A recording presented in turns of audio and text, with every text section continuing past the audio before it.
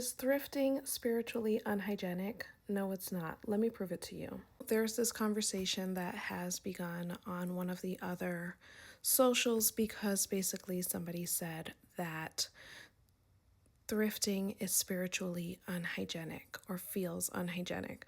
I don't know who that person is. I'm assuming that they are a spiritual practitioner since they're speaking on it. And there's like a couple problems with this rhetoric that we're going to talk about. First off, if you're a witchcraft practitioner, you work with the earth, you work with elements.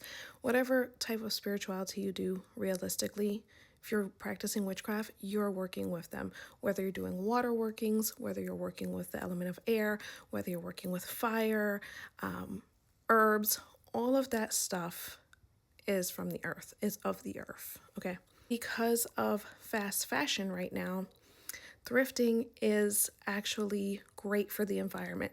And that's because companies are making clothes at a rate that is unnecessary.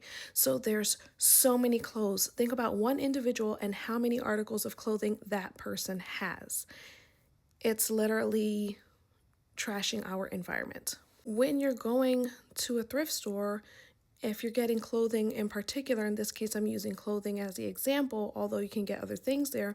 When you're thrifting, particularly clothing items, you're essentially recycling. So that article of clothing is not going to a landfill, and you're not perpetuating the system of creating more clothes because you're shopping more and etc. And if you are practicing spirituality or witchcraft, cleansing is something you should know how to do, whether you're doing it like physically cleansing or you're doing it with smoke, sound, however you're cleansing. And personally, I buy clothes off a thrift. I come home and I wash them. And you should just do that anyway. You should just wash them in the washing machine before you wear them.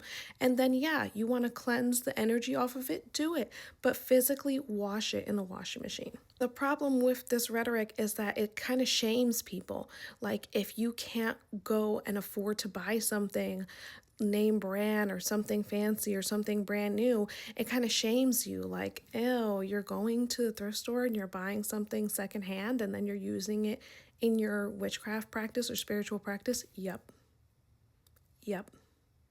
I'm doing it and I'm going to keep doing it. And you should do it. And you shouldn't feel ashamed about that. And somebody shouldn't be perpetuating that. And especially right now, right before people are about to boycott shopping for the holiday season. I hope that helps. Bye, guys.